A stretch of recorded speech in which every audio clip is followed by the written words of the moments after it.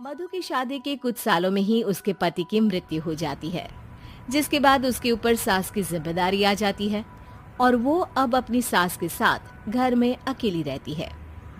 Mummy, नाश्ता बना दिया है, टाइम से खा लेना। दोपहर का खाना शीला आकर बना देगी। मैं ऑफिस जा रही हूँ। अरे क्यों उस टेप रिकॉर्डर पर पैसे खर्चा करती हो? इतना काम मैं खुद भी कर सकती हूँ। हाँ हाँ बिल्कुल। आधे समय तो जोड़ों के दर्द की दवाई खाती हो और फिर काम करने की बात करती हो। दवाई खाती हो तो क्या, मैं अभी भी अकेली 10 पर भारी हूँ। हाँ हाँ मैंने मान लिया। मधु घर से चली जाती है, जिसके बाद सास नाश्ता कर दवाई लेकर टीवी देखने बैठ जाती है। दोपहर को शीला घर आती है। अरे क्यों माँ जी, आज किस बात से मेरी नौकरी बची? अरे चल, ज्यादा बक मत कर, काम कर अपना। शीला खाना बनाने लगती है और सास वहीं पास में बैठ जाती है।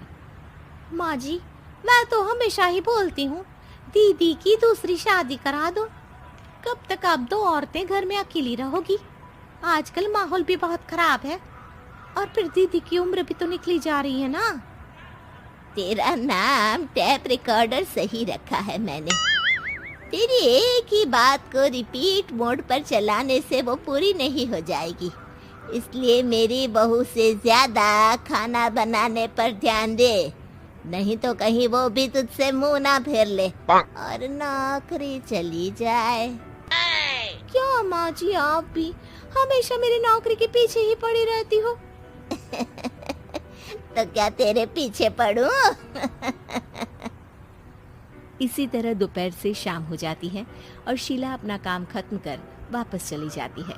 अब अकेली सास एक बार फिर टीवी देखने बैठ जाती है, जिसकी थोड़ी ही देर में मधु घर आ जाती है और सास बिना कोई देर किए शीला की बातें उसे बताने लगती है। मम्मी, आप भी ना किसी बच्चे से कम नहीं हो, जिसके पास हमेशा शीला को लेकर कोई ना कोई बात रहती ही है। अब बस भी करो ना, इतनी बुरी नहीं है बेचारी। अरे मैंने कब कहा बुरी है, बस उसकी बातें करके मुझे बड़ा मजा आता है। सास की बात पर हंसते हुए दोनों डिनर करने बैठती ही हैं कि लाइट चली जाती है। अंधेरे में मधु मोबाइल की फ्लैश लाइट जलाकर मोमबत्ती ढूंढने लगती है। तभी उसे हॉल में कुछ गिरने की आवाज आती है। मम्मी, आप अंधेरे में इधर उधर क्यों घूम रही हो? अरे तेरे पीछे ही तो खड़ी हूँ। हाँ? अगर आप यहाँ हो तो वो हॉल में सामान कैसा गिरा? भूत आया। अरे मुझे क्या पता, जाकर देखना पड़ेगा ना। दोनों हॉल में जाते हैं, लेकिन वहाँ कोई नहीं होता। अब उन्हें कमरे में से सामान गिरने की आवाज आती है। लगता है ये भूत चोरी करने आया है, इसे वापस कब्र में पहुंचाना ही पड़ेगा। बस हाँ, आप ज्यादा ना तीस मार खा मत बनो, मैं पुलिस को फोन करती हूँ।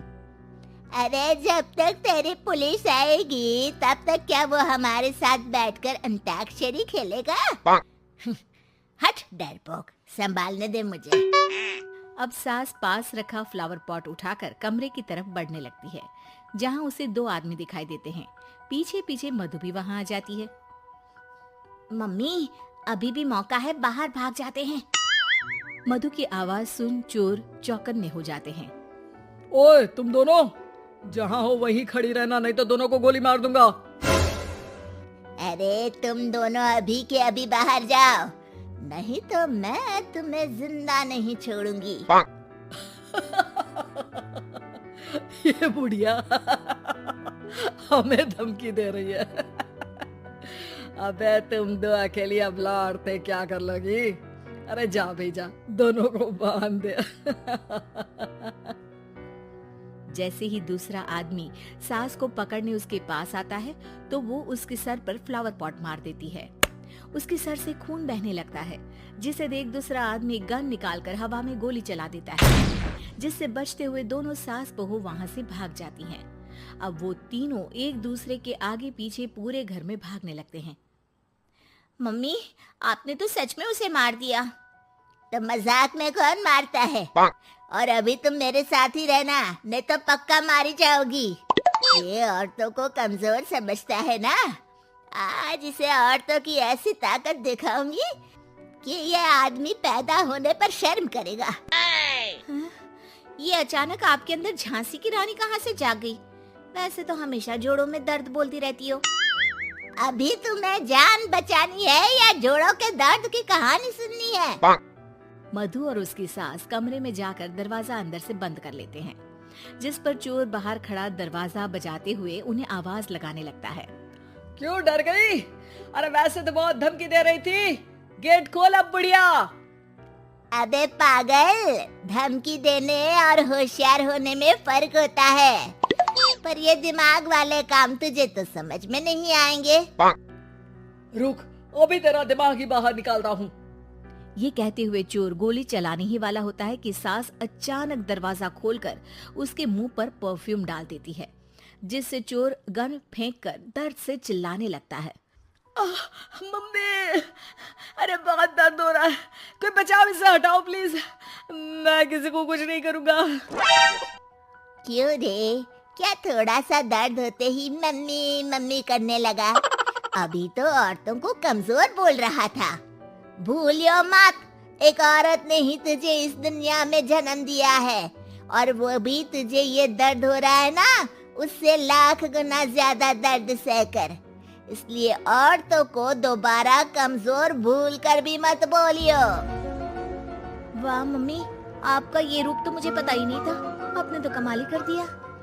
कहा था ना, अकेली ही 10 पर भारी पड़ सकती हूँ। ये तो फिर भी 2 ही थे। इतनी देर में पुलिस भी वहाँ पहुँच जाती है। आ गए आप, कर लो इन्हें अरेस्ट और जेल में बैठकर अंताक्षरी खेलना।